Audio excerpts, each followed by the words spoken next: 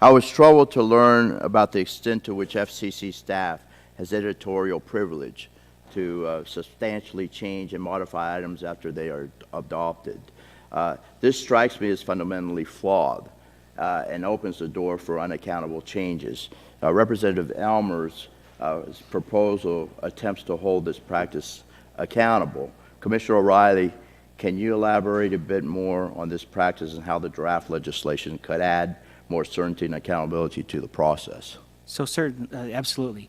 In the items that are done at our open meetings, there is a number of instances where staff has made changes after we voted. So we've decided some matter one way or the other, and then staff has gone forward and made substantial changes to the substance of the document, sometimes into the rules themselves, sometimes to the justification part of the equation. And I've had problems with that for a couple because they're sometimes addressing ex partes, they're addressing other issues, and even in some instances they're addressing dissents that have been filed. In a couple items that I've dealt with on the Connect America Fund, they were addressing in a pretty disparaging way critiques done by my colleagues on an issue. So they voted, they dissented, they said, I don't like this item, I don't like part of this item, and the committee, the staff was writing out, why they were wrong, and actually doing it in a very negative way. And I had to pull them back and be like, wait a second here, this is not working very well, where the changes are happening after we've all voted. We're making changes to the substance, and you're making disparaging comments to and about my colleagues. I just can't, and those are instances where I've actually voted in favor of the item. So I've tried to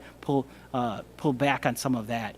And so I think that the editorial privileges process, and I've written about this, is pretty problematic. The editorial privileges itself does not exist in our rules. It's something that's just, that's why I now vote against it every time that we come to an open meeting, because it's granting authority that doesn't exist in any of our rules. And in fairness to the Congressman's question earlier, to her statement, most of our rules are not actually codified. We don't actually have, most of them just exist in the ether. When I walked in the door, my first day, they gave me a pamphlet on, a small binder on exactly what the rules are, subject to change at any given moment. So that's extremely problematic. Editorial privilege do not exist today, and I think that what's being done in that time period by staff is just inappropriate. So, Congressman, can I try that? Because there's an important point that, I think, first of all, if there were disparaging comments, Mike, I don't blame stunned, I'm shocked, and nobody should tolerate it. Okay, absolutely, now, and I don't blame you at all. I've got another question. There's an issue here. What he was talking about was a dissent. Briefly. Was responding to a dissent.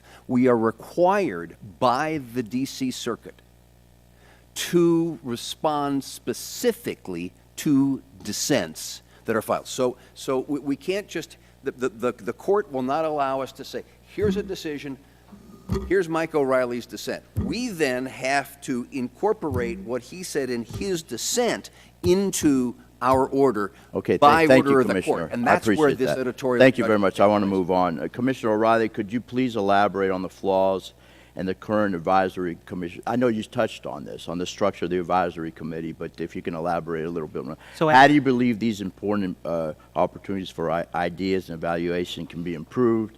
And you mentioned a hearing light meeting proposal to gather independent testimony. Is that the best option for improvement in your opinion? So our open meeting process it allows, it's not structured and it's flexible. So we are now inviting witnesses depending on the chairman's desire. So we'll have witnesses come and provide testimony in favor of an item.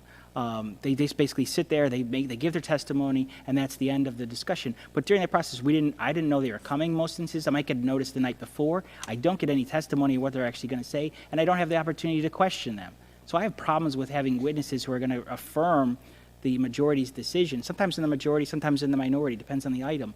But we're diluting the minority's view by letting them invite witnesses, and the minority, in most instances, we're not allowed to invite any witnesses. So I think that our open meeting process needs to be fixed. If we're going to have a transparent structure at open meetings and we're going to, have it as it operates today, I think that we would seriously reconsider having any testimony from expert witnesses, or at least balance the conversation. I think it doesn't work very well today.